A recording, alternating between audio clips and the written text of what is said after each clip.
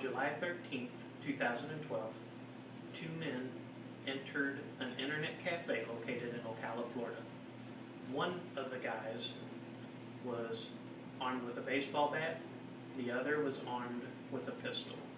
They entered the internet cafe in an attempt to rob the business and the individuals, the patrons, inside the business. And this is how those events unfolded.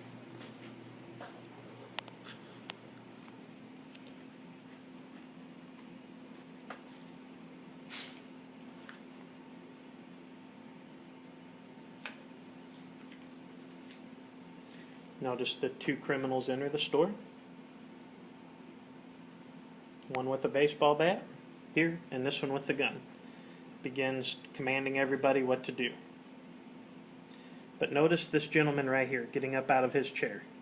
Pulls his weapon and immediately begins firing on the suspects, defending himself and everybody else in there. All of a sudden, the criminals are the ones that are in fear of their lives and take off running, trying to save themselves.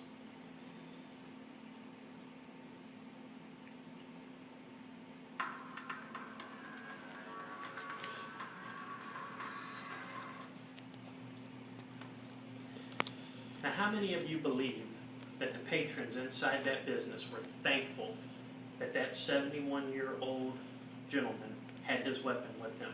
Not only did he have it with him, but he was willing to use it to defend not only himself, but everybody else in there. In fact, I think it's safe to assume that had anybody from this audience been inside that business at that exact time, that you too would be very thankful that he had his weapon, but not only had it, was also willing to use it to defend himself and you.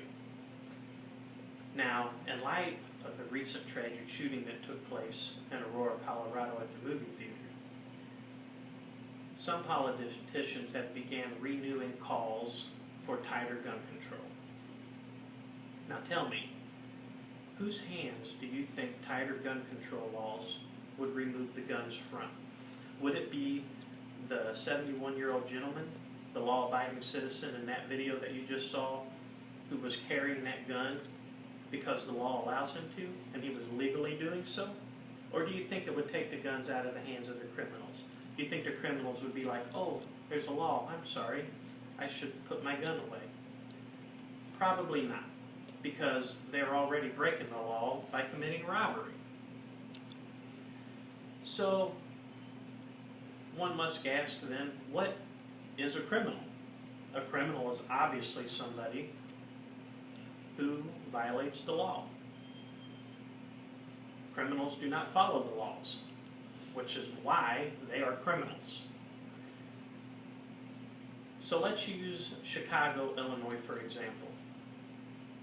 On July 25th, 2012, Edward Burke, who's the alderman for the 14th Ward in Chicago, was quoted in an article in the Chicago Sun-Times stating that Chicago has one of the toughest municipal gun control laws in the nation. And he was proud of it. And he said that was part of the effort for the city to get rid of violent crime. However, on July 2nd, 2012, there was an article posted on a website called The Daily Beast. And what that article stated was, as of July 1st, 2012, which was a Sunday, as of that day, sunrise, that very morning, there had been over 250 murders already reported in the city of Chicago. So halfway through the year, a little over halfway through the year, and there has already been 250 murders in the city of Chicago, which has some of the tightest gun laws in the nation, toughest gun laws in the nation. To compare that, we have lost less troops than that number. We have lost less than 250 troops in Kabul, Afghanistan, as of July 1st, 2012, which is an active war zone. Again, I repeat just to emphasize, we have lost less troops in an active war zone than we have citizens in the city of Chicago. So what does that say about gun control laws? What does that tell me? What that tells me is overreaching gun bans do not effectively reduce the amount of violent crimes committed by criminals. All they do is take the guns out of the hands of law-abiding citizens who use them to defend themselves. If tight gun control laws, in fact, reduced violent crimes, Chicago should almost be crime-free with as tight a gun control laws as they have. But now let's look at Texas, which has some of the loosest gun control laws in the nation. Chicago, I'm going to compare the Dallas-Fort Worth area versus Chicago. Dallas-Fort Worth area, which is in Texas, looser gun control laws. The city of Chicago in Illinois, Chicago has some of the tightest municipal gun laws, and the state of Illinois has some of the toughest state gun control laws. Okay? City of Chicago, population 2.7 million. The city of Dallas and the city of Fort Worth combined, the two cities combined, total population 1.9 million. Not exactly the same, but fairly close. In 2009, in the city of Chicago, there was 348 murders. In Dallas and Fort Worth, the two cities combined, there were 210 murders. So in the cities of Dallas and Fort Worth combined, there was 138 less murders than in the city of Chicago. So that kind of debunks right there how tight gun control laws reduce violent crime. If that was the case, Chicago should have much less crime than the Dallas-Fort Worth cities combined. But in fact, you kind of see just the opposite with that. So, what's in our future? Well, if tight gun control laws do get passed, then honest law-abiding citizens who follow the law and obey the rules, it'll just take the guns out of their hand. It'll take our defense away. And myself as a police officer, I like to see citizens carrying concealed weapons legally. That's your right to protect yourself and have that peace of mind. So what can we do to try to hold off these kind of gun control laws?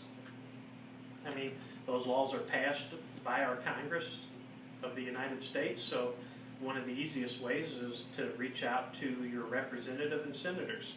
And Tarleton State University is located in Stevensville, and Stevensville is in the 31st Congressional District of Texas, and that so happens to be Representative John Carter. So how do you get a hold of Congressman Carter? That's easy. His website's www.carter.house.gov. There you can find a phone number, email address, or just a regular address.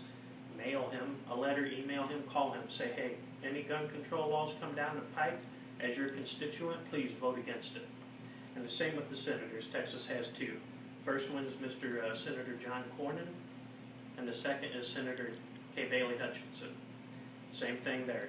Get a hold of their office and ask them to vote down any gun control laws that may come their way. Another option is support lobbying firms. The NRA, big lobbyists, pro-gun lobby. They're big-time Second Amendment supporters, and you can get information from them at www.nra.org. And there you'll find more information on how to support them and their efforts to get favorable Second Amendment legislation passed. Thank you.